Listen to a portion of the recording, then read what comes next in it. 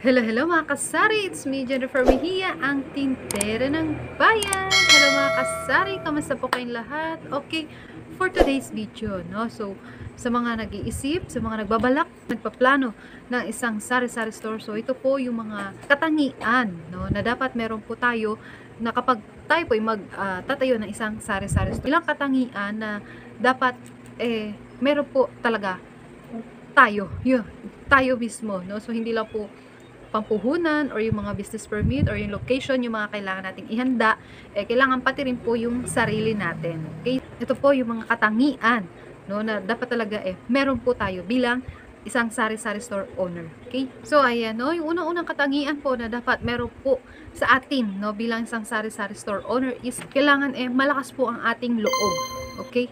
Kailangan malakas yung ating loob kasi marami po tayong mapagdadaanan, and then hindi po tayo makakapagsimula ng isang sari-sari store owner kung mahina po yung loob natin. So, kailangan malakas po yung loob natin sa pagbubukas ng isang sari-sari store or ng kahit ano pa pong negosyo. Okay?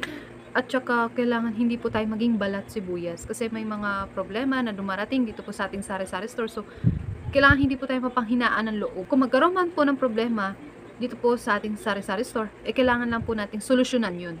Okay? Kasi kung medyo mahina yung loob natin, no, konting kibot lang ng customer, konting complain lang, mapanghihinaan na tayo ng loob, didibdibin na natin kung ano man yung mga negative na sinasabi ng customer about dito po sa ating sari-sari store. So, ang mangyayari, ma-stress tayo. Okay? May tendency pa po na magkasakit tayo, and then, kalaunan, baka bigla na lang magsarado yung sari-sari store natin, no? So, kailangan maging handa po yung sarili natin, lakasan po natin yung loob kasi, marami po talagang mangyayari. Ay, no, yung pangalawang katangian po na dapat meron po tayo bilang isang sari-sari store owner para umunlad din po yung ating sari-sari store para maging successful, okay, para lumago at tumagal ang ating sari-sari store. Okay, kailangan po natin maging masipag, okay, sipag at tiyaga.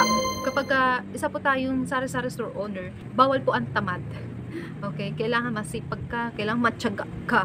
Okay, kasi kasi minsan, 'di ba, yung iba iniisip nila sari-sari store, no, iniisip nila piso-piso lang yung kinikita diyan. Okay? Pero kapag ikaw ay masipag, madiskarte, matyaga, hindi lang po piso-piso ang pwede po nating kitain.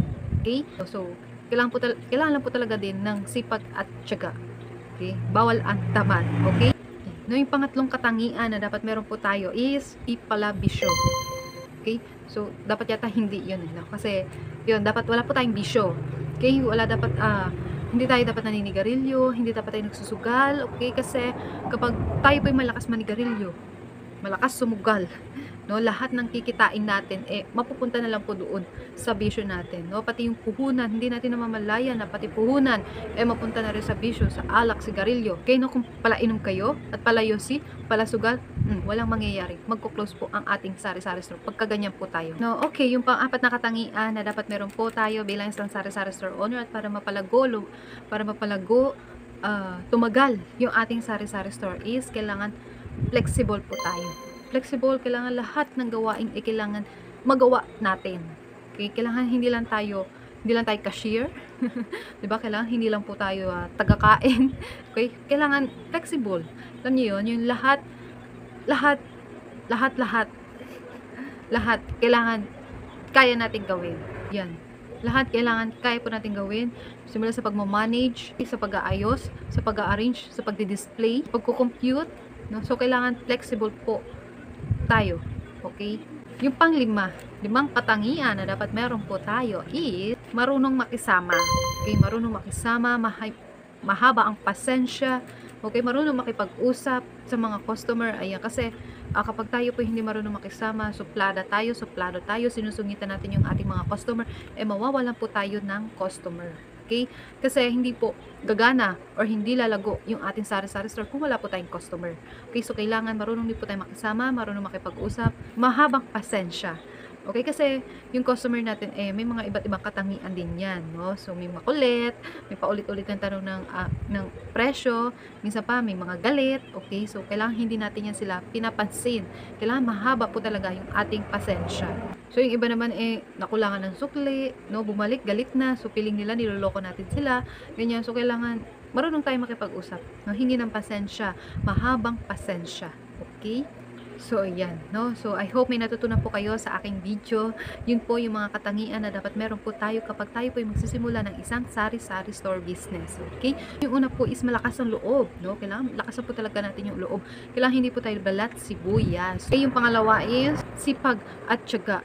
No, kailangan masipag tayo, matyaga tayo, hindi tayo patamad-tamad. Okay? Kasi sa sari-sari store talagang marami po tayong ginagawa. Ayan, no? Patamad-tamad tayo, walang mangyayari. Hindi po tatagal yung ating sari-sari store. Pagka ganun po yung ating, ganun yung ating ugali. Okay? Yung pangatlo is, hindi pala bisyo. Walang bisyo. Okay? Para hindi makain, hindi mapunta yung puhunan natin sa mga bisyo. Okay, dapat walang sugal, walang alak, walang sigarilyo, as in wala. Okay, para mas mapaikot po natin na maayos yung ating puhunan. Okay, yung pang-apat, kailangan flexible po. Ang lima is, marunong makisama, may mahabang pasensya. Okay, so ayan.